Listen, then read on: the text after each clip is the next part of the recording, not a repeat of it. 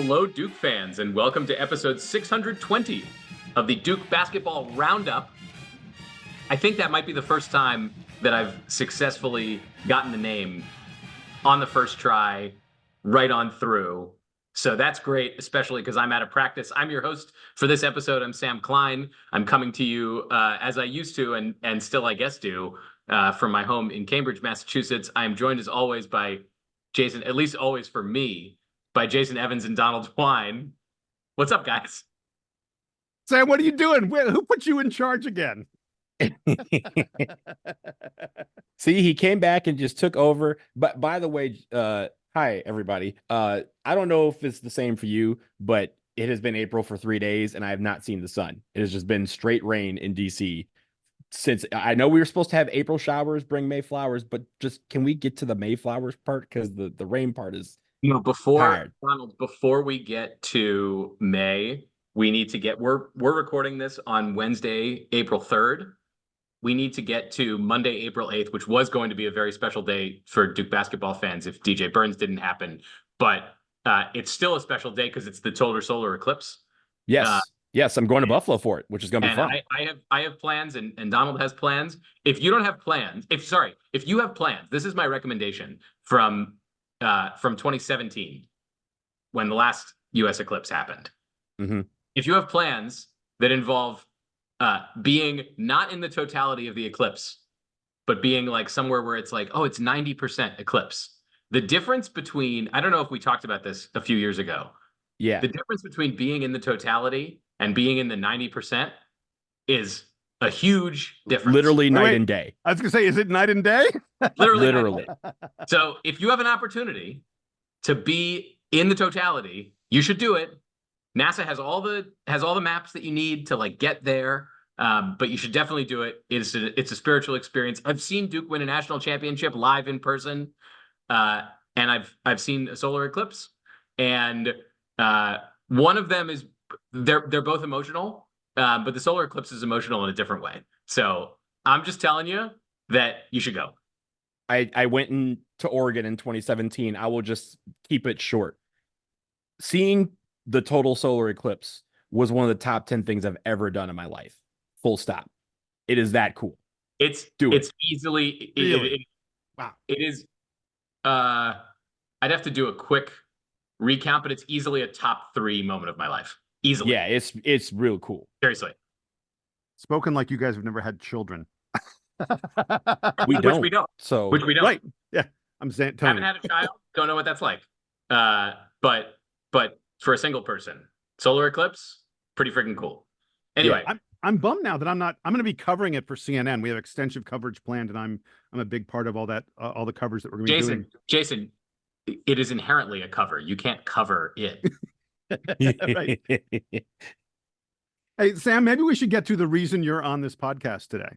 Yeah, so let's talk about all of the programs that hired alumni who have since gotten rid of them that are not Duke.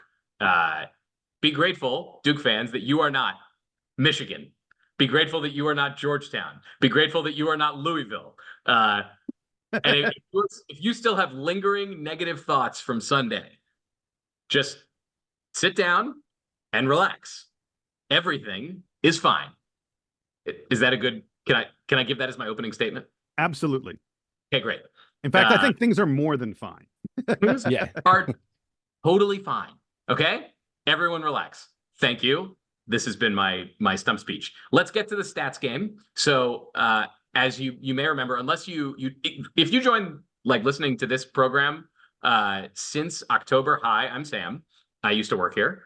And I told the guys that when I left in the fall that I would continue at the minimum to do the stats game every year, which is our annual season preview episode we do in October, where we say, here's what's going to happen this year to Duke basketball. We are then wrong about all of it, but it's a fun way to preview the season, and it is an excuse for us to have a little competition. I keep track of all of our entries, and I come back at the end of the year to recap what happened. So I am back.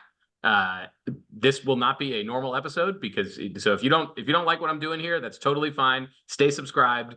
Jason and Donald will be continuing to guide you in perpetuity, or until they also quit and someone else takes over. But there's a plethora of Duke fans out there who I'm sure could do this too. Yeah. Guys, it's great to be back, and I'm glad that things seem to be going well with the show in my absence. You seem to have a lot of sponsors, and so make sure everyone buy your home field apparel. And what else do we have going on right now? Let me make sure I plug it all before I get to the meat of the matter today. Basically, let's put it this way: we can get you to the game, we can outfit you for the game, and if you can't make it to the game, you can watch it from the comfort of your own home.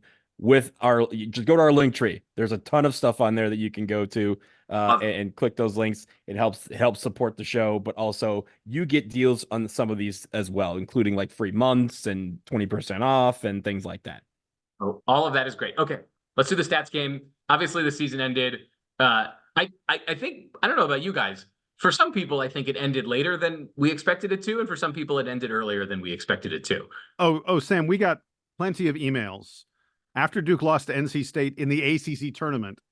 The number of emails we had from people who said this team's not getting out of the first weekend, I just want to say it was a lot. There was not much faith other than me and Donald and a few other diehards who were confident. I was confident this team was making the Sweet 16. It was a bizarre, yeah, right. And then even for those of us that felt confident that Duke was making the Sweet 16, Duke had to face Houston in the Sweet 16, who, thankfully, at least for the moment, like they had a key injury that really enabled Duke to win the game. But so making it to the Elite Eight as a 4 seed, even if you lose to an 11, still feels huge. Still feels pretty good. So anyway, here we are. It's the end of John Shire's second season. He consistently goes 27-9 at Duke, which is probably not a good enough record to win you a national championship, but is good enough for you to keep your job. Unless, I don't know. We'll see what happens with John Calipari. Am I right, guys? So let's get straight to the season recap. I will remind listeners that the way we do this, we predicted all these items. I'm going to go through these lines one by one and assign points as I see fit. Jason is the reigning champion, as I recall, from last year's competition. So Jason, thank you very much. Any wisdom that you want to impart before we attempt to? I know whether or not you're being dethroned, but before we potentially, it is worth noting that I have no idea. I've not looked at the results. I haven't looked at the numbers really since at least mid October. Maybe I glanced at them in November. I think perhaps just to sort of see where we were. But we're aware of some of our picks. Like over the course of the season, Donald and I will sometimes bring up, this from the stats game, this or that or the other. But no, I'm moderately confident that I have lost this year. Donald, I just know that the Jaden shoot category is either going to be thrown out or we all lost that one. That's the only one that I'm sure of. Everything else, it's a toss up because I know there's some, we like to hedge picks and numbers and tiebreakers. And so I think it might be close. Should we throw it out before we start? This is a good game theory question for you. Remind folks of what the category was. The category was Jaden shoot games with 3+ threes made. Did any of us guess 0? Nobody guessed 0. Then I think we should throw it out. Everybody got 0. So I think the fact that he did not play. I was going to give a point to the person who got closest. So, but I think you throw it. out. He didn't play, so I think that's right. Great. Our ability to prognosticate about his performance was impacted by the fact that he had no performance. Great. Okay, it's gone. Fantastic. Did I just cost myself a win? I cost myself the win, didn't I? Shall we begin? I'll let you know what happened at the end. That means something happened. We're going to start with points per game. Who's going to lead? Typically, the way that this ends up happening is that a lot of these first categories, we end up guessing the same person, and then we have to guess the numbers. So some of these are going to come down to tiebreakers. Who will lead the team in points per game? All three of us guessed that it would be Kyle Filipowski. It was Kyle Filipowski. So I guessed that he would average 17.2 points per game. Donald guessed that he would average 17.3, jerk. And Jason guessed 16.4. Kyle Filipowski averaged 16.4 points per game. Great work. Yes! I should get bonus points for hitting the number on the head. Nailed it.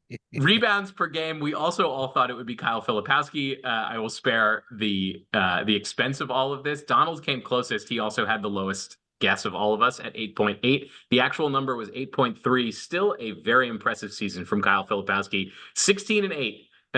While getting constantly dragged in the media for whatever nonsense of the week we were talking about with him, including. Well, I was gonna say, while getting constantly hit in the face. While getting it in the we should have had a category for the number of times Kyle Filipowski will get whacked in the face, and the refs will go, "Nah, I'm not blowing my whistle." I think my number would be in the 50s. It's I can't do that kind of math. So we'll see. 16-8 is a pretty good year for a guy we had high expectations for, but still like pretty much delivered on what we expected. So good work by him. Our next category was blocks per game. This was the first one where we disagreed. Jason had Kyle Filipowski. I had Mark Mitchell, and Donald had Sean Stewart. Kyle Filipowski actually led the team in blocks. It wasn't a particularly interesting category this year for Duke. This was not a focus of the Duke defense. So Jason has the point. Good work. I'm feeling confident. Got two. Stop the count. Yeah. Stop the count. It's the day after the election. We've got like 2 weeks left to tabulate all the votes. Assists per game. All of us correctly identified that Tyrese Proctor would lead the team in assists. We all guessed that he would average at least 4.5 assists a game, but Donald had the lowest number, which did end up being the right direction because Tyrese Proctor only averaged 3.7 assists per game. This was not a strength for Duke this year, in much the way that blocking shots was not a strength for Duke this year. Creating assists was not a strength for Duke this year, given the amount of dribble drive that we were subjected to. I would say that it was a strength for us. I think the problem was that everybody was really good at it. So it kind of spread everybody around. I was going to say that a lot of people have assists. I mean, even Kyle Filipowski, I think, was over 2 assists a game. So I feel like it was spread out a little bit more amongst the crew. Yeah, Duke's assist rate was top 75 in the country. I think we were pretty good at that. But yes, it was more diverse than what we thought. I will grant you that. So Donald gets the point there. Let's move to steals per game. We each had different guesses for this one too. I had Kyle Filipowski, Donald had Caleb Foster, and Jason had Tyrese Proctor. It turns out Kyle Filipowski led the team in steals per game this season with a whopping 1.1 steals per game. So I took this, turns out, either rather boring category. We'll get to another one that was mildly fun. Highest field goal percentage, which 2 of us guessed would be Ryan Young, and Jason had Sean Stewart in this category. Now, Ryan Young did lead the team in field goal percentage, and we set minimum field goal attempts, but that did not come into play here. So Donald and I are each going to get a point for highest field goal percentage. So Jason, learn your lesson that guys like Ryan Young always lead the team in field goal percentage. And we didn't have a tiebreaker for this because we picked different players.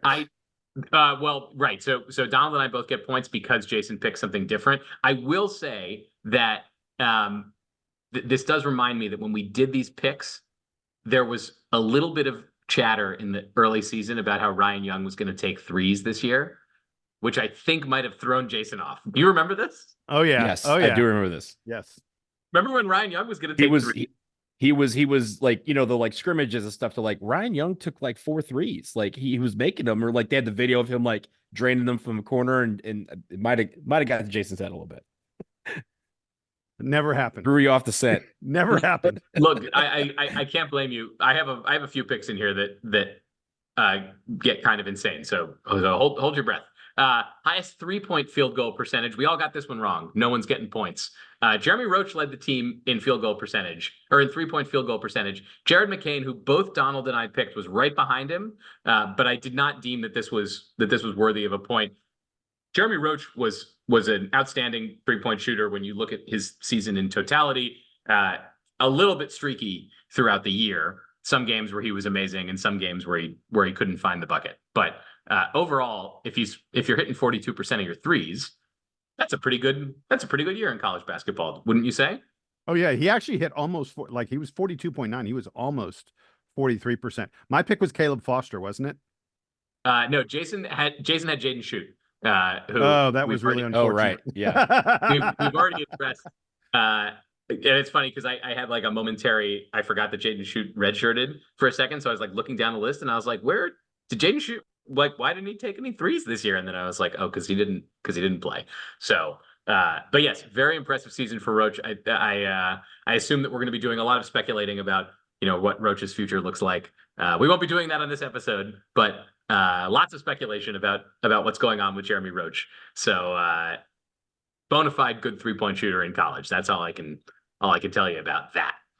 How many players will lead Duke in scoring in a game? I think I might have a typo here because I said that 9 players would lead Duke in scoring this year. I think going into the season that I had a really high expectations for John Shire, like expanding the bench and like playing all the guys. And guess what? He worked for Mike Krzyzewski for a long time. So we did not see the that's not a typo because last year I think it was 8. So it was it was something where we were, I think a lot, if I remember correctly, I think we had some fairly high numbers in this category. We did end up seeing at the end of the season though a much more Coach K like rotation out of John Shire than the 10 guys are going to play, everyone's going to be happy sharing the ball kind of thing. It still ended up being more what you would have expected if this team was playing under the same, under like at Duke 5 years ago. But that being said, the difference in this category, Donald guessed that 6 guys would lead the team in scoring. Jason had 5. And I took a note that Jason specifically said that Mark Mitchell would never lead the team in scoring in a game. And he did end up leading the team in scoring in a game. Yeah. So Donald the answer's was 6. And he got all the guys right. Jared McCain, Kyle Filipowski, Caleb Foster, Mark Mitchell, Tyrese Proctor, and Jeremy Roach all led the team in scoring. I did not do the thorough double check to see. I checked Ryan Young. I didn't check any of the other guys to see if I don't think that there were any like other random games where guys would have tied, but it wouldn't have made a difference anyway. Donald would have still won the category. Let's move on to individual player statistics. There were a few of these. It'll be funny to go back and see which of these we thought were going to be meaningful and which weren't. The first, Kyle Filipowski's 3-point field goal percentage. This was not good last year, as you'll recall. We talked about going into the season that Kyle Filipowski could really establish himself like pretty solidly as one of the top players in college basketball if he brings the skill set from his freshman year plus really good 3-point field goal percentage. We all guessed roughly in the mid-30s, although our spread was anywhere from 33 to 36. Jason had the closest guess here. Sorry, excuse me. I did tabulate this correctly. I'm just not reading correctly. Jason had the closest guess. Filipowski averaged 34.8%. Jason guessed 34%, which, relative to your prior guess on Flip's points per game is just straight up wrong. But I think we all had the measure of who he was going to be. Donald had 36, I had 33, but we all kind of felt like there was a little bit of regression to the mean here. And I think there's more to come from Kyle Filipowski and 3-point shooting. We still, I don't think, saw his full potential. No, and I think they'll be seeing that potential at the next level, not at Duke. Is that going to be next year that they're seeing that at the full potential, or is it in some subsequent year? No, it'll be next year. Okay. Did Cooper Flagg tell you that, or did Kyle Filipowski tell you that? No one has told me that, but I think there's Kyle Filipowski's projected as a lottery pick. Kyle Filipowski has played his last game in a Duke uniform. I don't think I'm breaking news to say that. So you excited about Cooper Flagg? Oh my God. Have we moved on from this season yet, or what? Let's move to the next category. Tyrese Proctor, games with 4 threes in a game. So also part of the conversation here was how much is Duke going to light it up from outside this year? And in many ways, there were a lot of games, and I was at one of them because I was at the game last Sunday in Brooklyn, the game where everyone was like, oh, maybe Duke got kind of a bad draw with James Madison in the second round. And then Duke looked, was that Duke's best game of the season against James Madison? It very well might have been, yeah. If it wasn't that, it was the other game that Duke played in New York against Baylor a few months ago, where Duke also looked looked great, but not as dominant as they did against JMU. So I think I saw Duke's last good 3-point shooting percentage performance for the season, because that Houston game, woof. NC State game was even worse. That being said, that's correct. That being said, Tyrese Proctor, 4 threes in a game. Donald was the only one that got this answer right. He did it 4 times. Jason and I both guessed 3, so that's a point for Donald. We had another category, Jeremy Roach minutes per game. The reason this was going to be interesting is that we had a lot of depth coming in, specifically Jared McCain and Caleb Foster were joining the team, and everyone knew that they were going to be parts of the rotation. How much would Jeremy Roach, who I think we had talked a lot in the preseason about how Jeremy Roach it felt like he had kind of hit his ceiling as a college player.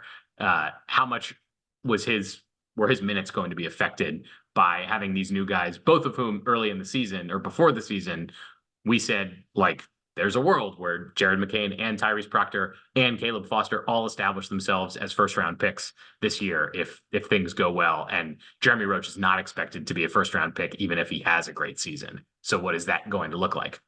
What it looked like is that Jeremy Roach averaged 32 minutes a game. Or sorry, excuse me. 32.7. 32.7. Donald had the highest guess among us, but our answers were all clustered here. Jason had the lowest number at 30, and Donald had 31.7. So Donald was only one off, but I'm giving him the point because he had the highest mark here. So Jeremy Roach, 32.7 minutes per game.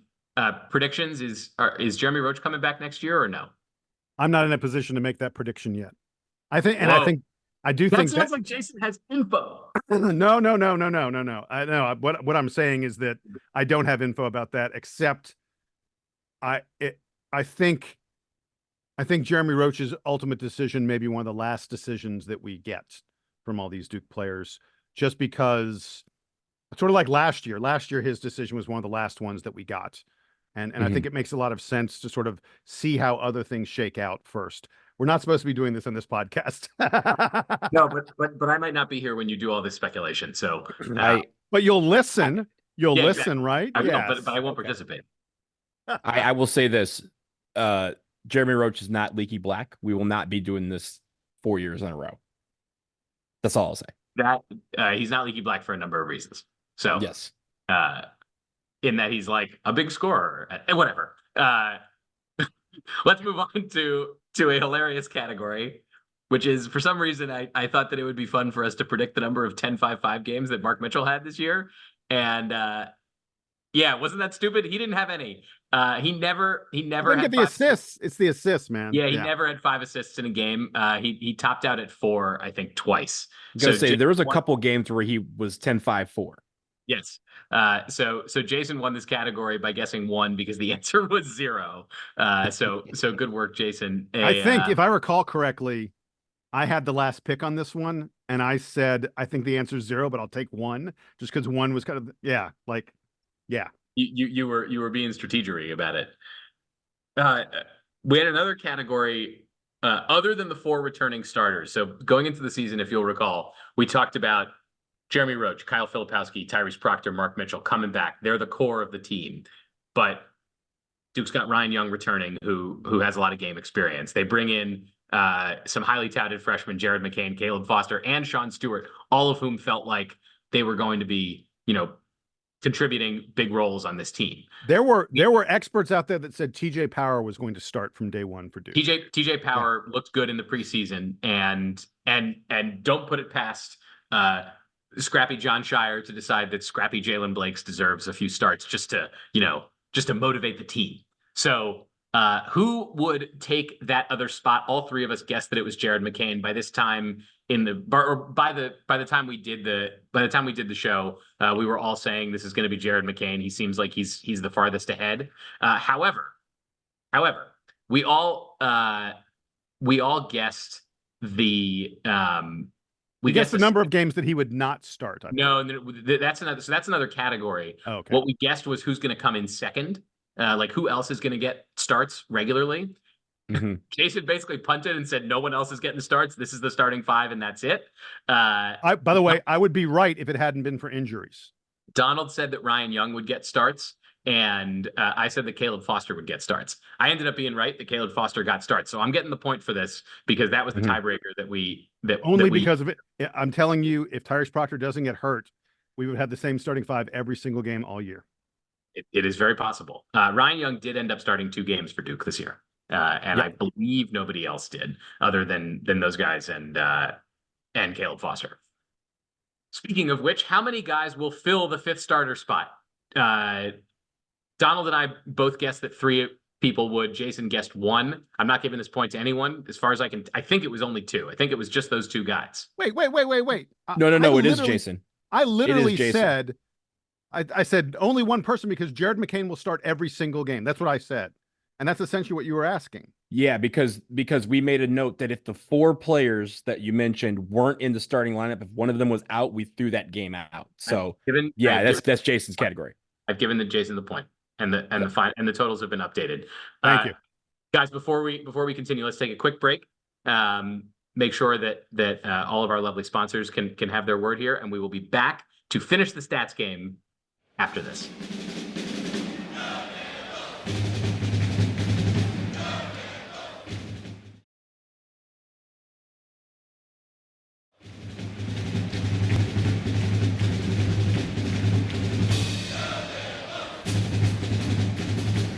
We are back, and we are continuing with Ryan Young's minutes per game. This was a hotly debated topic because how much are we going to need? By the way, I don't know how we went, but this is a really tough one because, I'm actually interested in hearing what we picked. I don't remember. So Jason and Donald both essentially picked 14 points per game. Jason was slightly lower than Donald. Minutes per game. Minutes per game, not points. Ryan Young only scored double digit. He only had double figure scoring twice this season, but really effective in certain games. Jason had the lowest pick at 14. I said that he would play 18 minutes a game because I just wasn't sure about the whole Sean Stewart thing and is Duke going to be big enough?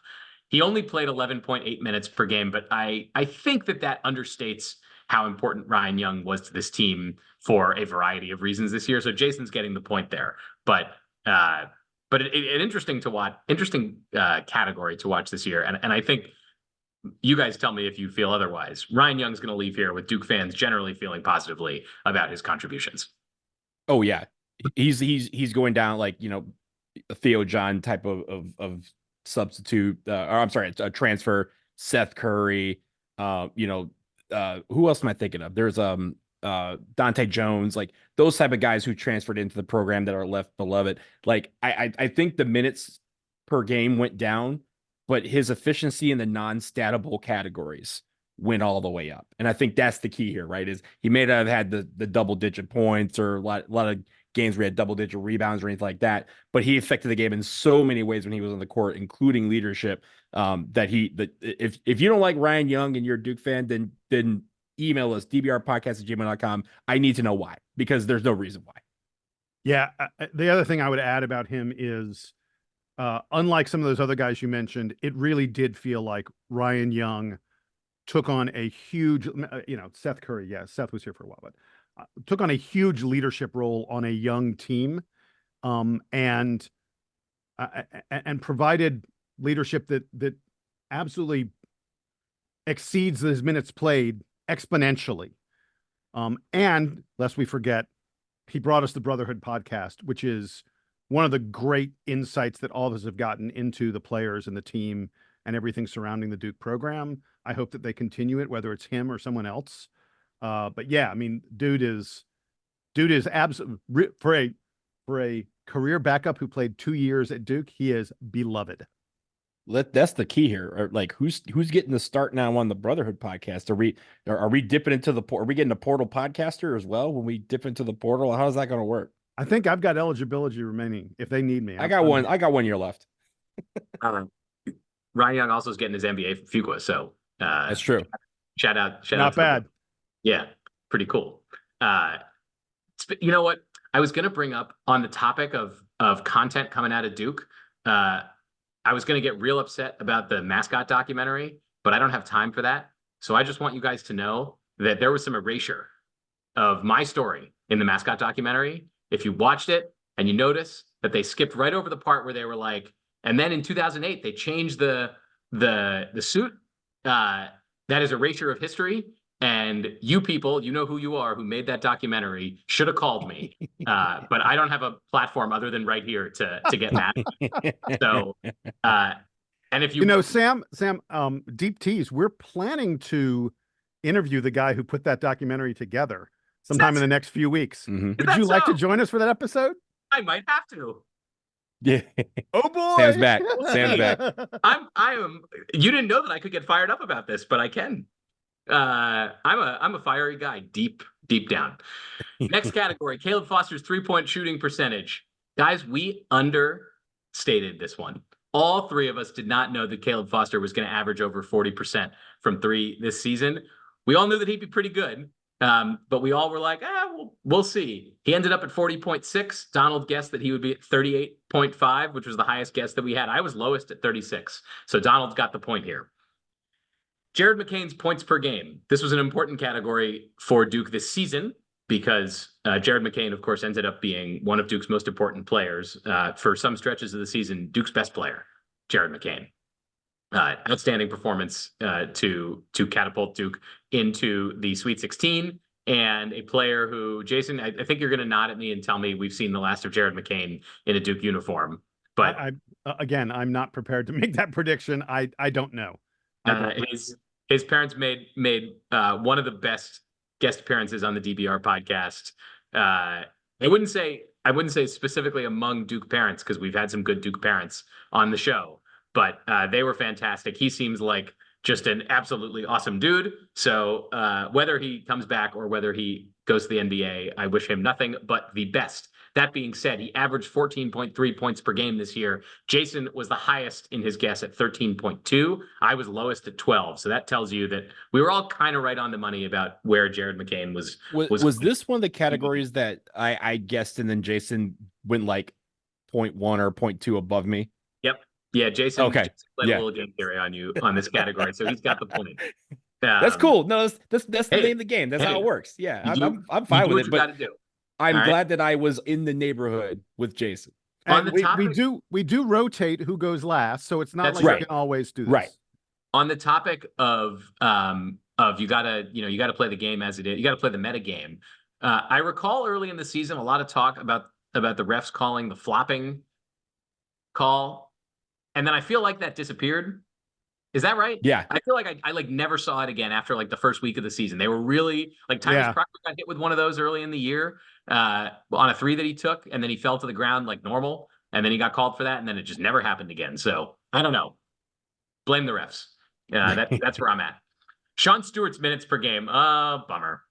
This is one of those categories where we all I think it was just the week that we were doing the show was probably around when it was post peak Sean Stewart hype, but still like, near the peak. We were in range of the summit. We were just on its way down. All of us guessed at least 14 minutes per game for Sean Stewart, and he only averaged 8. But Donald had the lowest guess here, so Donald's got the point for this one. I feel like this category was when we did this, it was right after the preseason game that we did, but also was after that air quote secret scrimmage that they had here in DC, where like the reports came out of it was like, yo, the Sean Stewart dude is going to be a problem this year. And we were like, oh, that means he's probably going to get more minutes. And I think that the theme of this is that there was a lot of questions about how this roster was going to come about and how they were going to be deployed on the court. And it just didn't play out the way anybody thought, because what we knew then, if we knew that now, we would, it's just a different scenario here. Exactly. So next category, Christian Reeves ACC games played. Do we want to keep this category in before I give you the answer here? I mean, he technically gets credit for a red shirt this year, I think. He does. Yes, he absolutely redshirted. So, but he did play a couple games early in the season. I'm fine with either way. I don't remember what our answers were. I'm fine with it either way. I've also seen the. Anyway, we're keeping it in. I think we keep it in because he played games. I think it's different than Jaden Schuh because he did not play the game. So I actually, depending on the way you think about this, I won the category. I had the lowest number, which was 3. Jason guessed 10.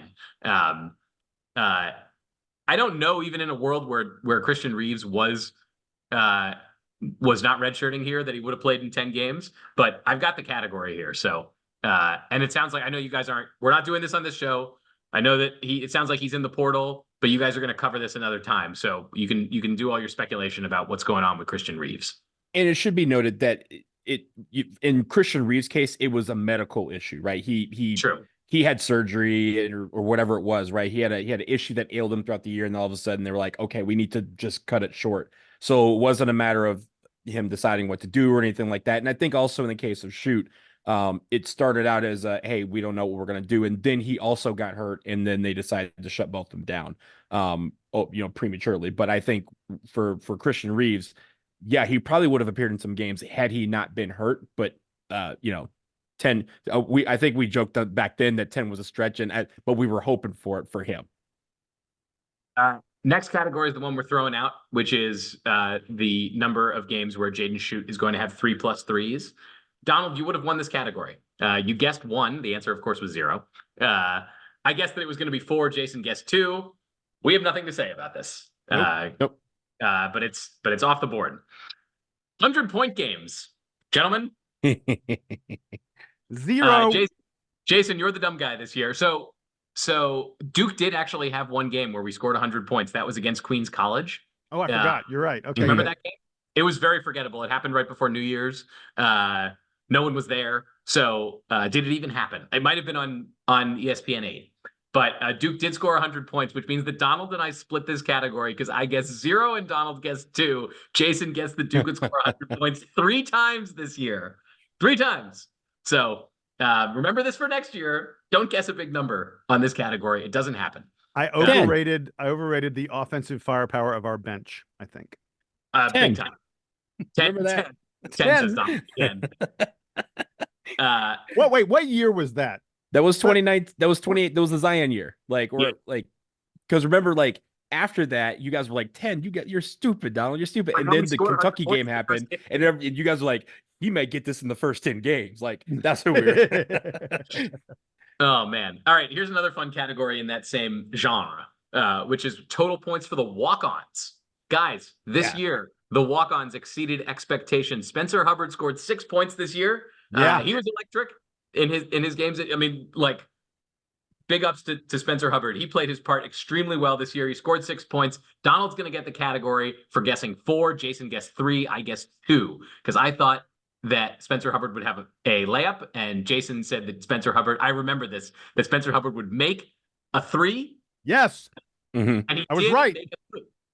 Yes. But he also had another bucket and he had a free throw. So I will say, Jason, remember earlier there was a category where you came in and the Jeremy Kane category. This is one where I took it from you because I was the last in this category and you said 3, and I was like, I think he'll make a free throw, maybe.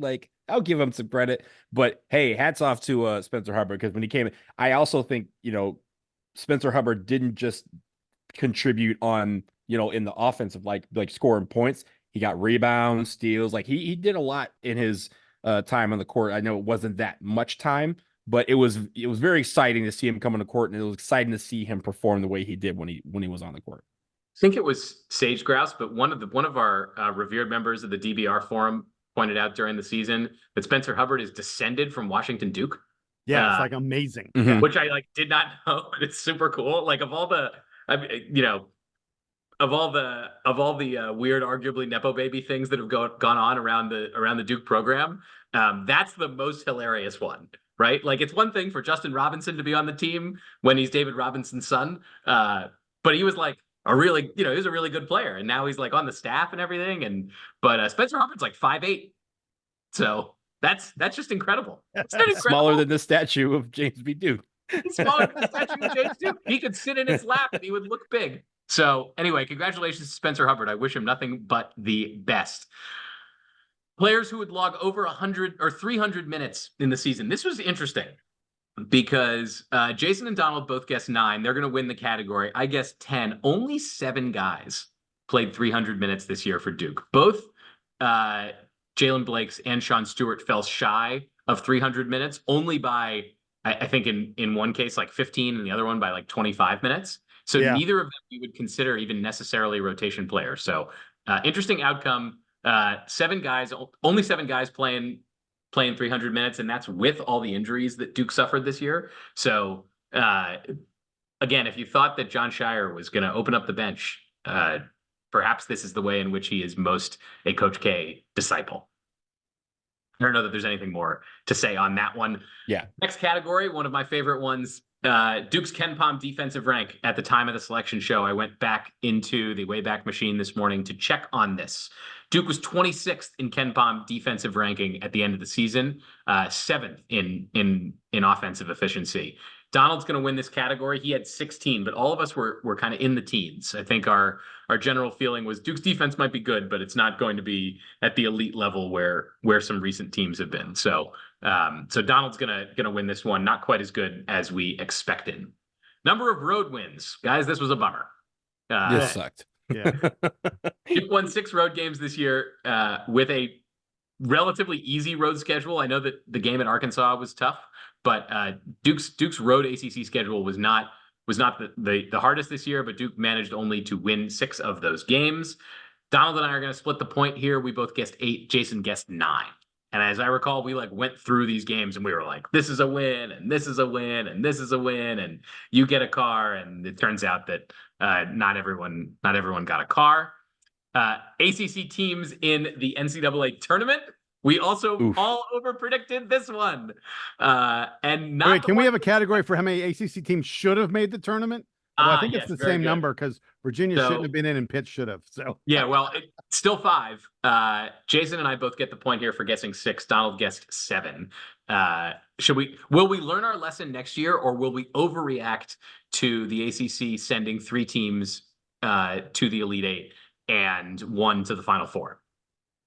Should we predict that? Will we overreact next year? Yes, absolutely. That's the name of the game. That's why it's a stats game. yeah, We need something to laugh at like we are 6 months we are later. we're sort of ACC homers to some extent.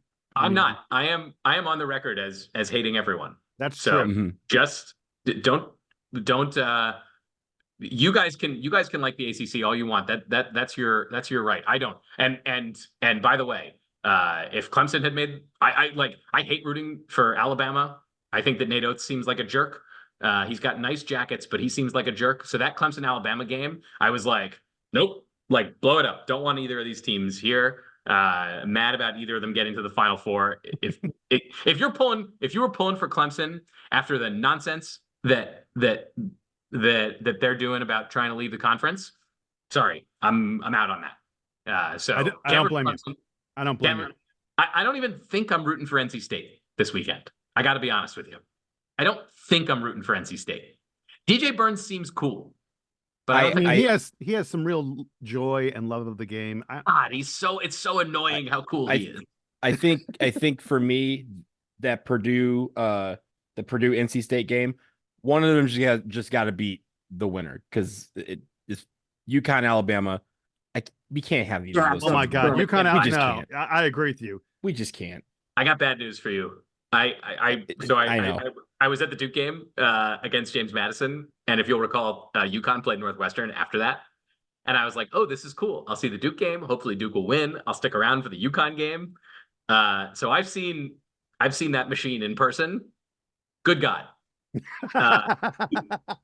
Yeah. Oh my God, is UConn good? I don't have to like it. Against Illinois, how many straight points did they score against Illinois? They went 30. 30. 30. 30. They went a 30-point run against the 3 seed, against an actually good team. It's not like they did that against Wofford. Thanks, I hate it. Against Illinois. Oh my God, they're gonna win. They're definitely gonna win. What a year to overthink your picks in the NCAA tournament, or in the in the NCAA tournament. So anyway, the ACC didn't perform well. Total 10-5-5 games. I didn't tabulate this one because I didn't check it throughout the season. It's not going to make a difference on the final outcome. Jason and I both guessed 6. Donald guessed 2. Do you guys have any idea who won this category? I think you both did. It was more than 2. That's for sure. Yeah. We had 2 in one game. Yeah. Yeah. So great. All right. So we got. So it's you both get the point on that one. Let's get to the most important category, the very last category. How many games will Duke win this season? Jason and Donald both thought that Duke would win 36 games. I said that Duke was going to win 30, and they won 27. So even if we won the title, I would have nailed it if we had won the title. So anyway, that's where we are. Any idea? Have you been following along and tabulating? Do you know who won the game? I No. feel like I think it's Donald, but I could be it's not me. You would be right. It is Donald. Donald won by 4 points. So Yes. Donald a runaway winner Wow. of the state game this year. Hey, it pays to be, everyone, if everyone's in a group, it pays to be at the bottom or at the top. Because if somebody overperforms or underperforms, you get the point. You and Jason both play this game very well. I don't play this game strategically, and maybe I should, but I don't. So we also write them down beforehand. So like it's more of a. I do write them down beforehand. Yeah, I write them down beforehand. So it's not like I'm changing them because I heard him say Wait a second. 13.2 and I go $1, Bob. No. Hold on. We definitely game theory this stuff sometimes. In fact, I was going to suggest that next year we all write them down and email each other our answers prior to actually announcing them on the episode. We can do that because I already write them down anyway. So that would imply that I finish all my research before we start the show. Sometimes I'm doing it live. It's just do it live. Ditto. It's fun and spicy like that. I just got an email at work as we were talking that our office on Monday will have a pizza lunch for the NCAA championship game. Somehow, I guess I work at like a big company and they decided that this is more important than the eclipse. So well, just tells you. Sam, can I ask what city are you in? Boston. And are there a lot of people who are really into UConn basketball up there? Yes. I think you now have your answer. Do you wonder why? Yeah, that you could be right. I went to when I was at the game last weekend in Brooklyn. I didn't go to the games in Boston. UConn was here. I looked at tickets; they were insane, and I knew what was going to happen. So I did go to New York to go to the Duke game, and I walked into the arena. Duke played first, and I walked into the arena, and I said to myself, "I've never been to such an empty Duke game before. There must be a million UConn fans who are standing outside with tickets." And sure enough, Duke game ended, and all of a sudden now everybody filed in, and the arena was full for the UConn game, except for the one section of JMU fans. Sam, you are in Boston, so you might be able to do this if you so choose. But on Monday, instead, when you go to the pizza lunch, what you could do is you could set up a spread and say, "Hey, look, there's something being neglected here, and I will not stand for it." You go to the store and you get a whole bunch of Sun chips, and you arrange them on a table, on a plate like a sun, and then because I know you're in Boston, you put some moon pies on top of it to cover up the Sun chips. I will not be in the office on Monday. One, I rarely go to the office on Mondays as it is, and two, I'm taking the day off to go see the eclipse. So there you go. I'm gonna be in like far northern New Hampshire, up in the mountains, and just praying for good weather. Yeah, because one of the annoying things about seeing this particular astronomical event is that you need it not to be cloudy. So can I just say, Donald, sun chips and moon pies? Man, that is chef's kiss. That is perfect. Hey, it's like I've done it before. He knows. Donald's a big outer space guy. So anyway, gentlemen, this has been great fun.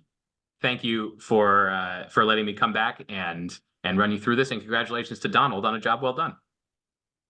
Thanks for being here, Sam. We really appreciate you. And the light's always left on for you. So come on back anytime. Again, in a few weeks when we schedule the Deep Tease interview with the Blue Devil documentary guys, you can come on and maybe we'll give you a segment where It might get too spicy. I had friends text me about this and be like, "Can you believe what they've done to you?" So I've never had to like put out actually, that's not true. I did have to put out a hit piece once on somebody, which is that after my little accident as the Blue Devil, Jim Rome burned me on his show that week. And this was I think this was the interview I did for like one of my brother's friends had a sports blog at the time. And I like responded to the incident. And as Sam Klein or as the Blue Devil? Sam Klein, yeah, because the whole thing was that like they said my name on the broadcast, so everyone knew it was me.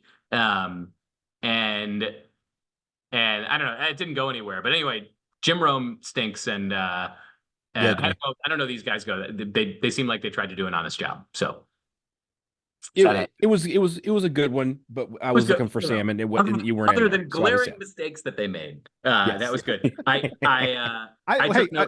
There are two types of mistakes. There are mistakes where it's just an honest, like, oh, we didn't mean to do that wrong. And there are mistakes where there's some intentionality behind it. I think in this case, it's just an honest mistake. Well, we will find out.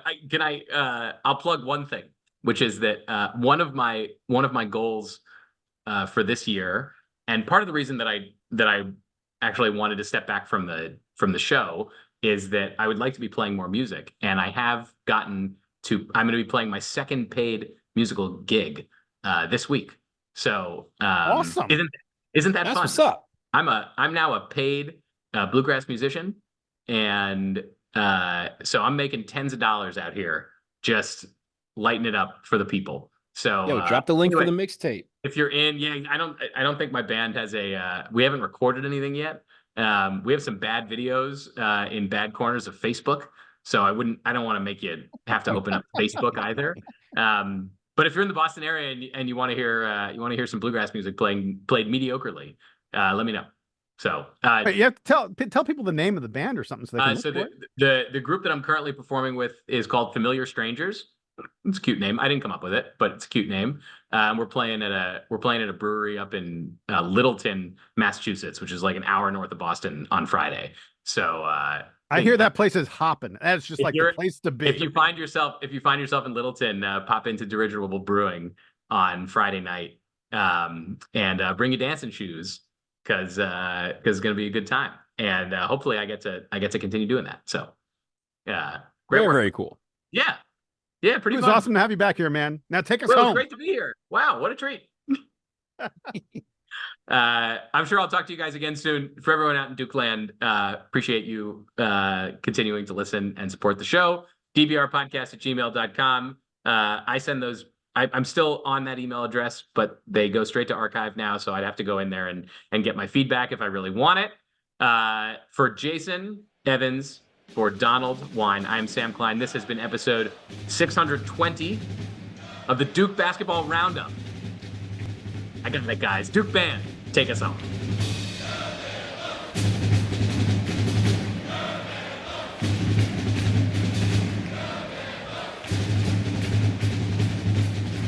I have so many little topics to run through.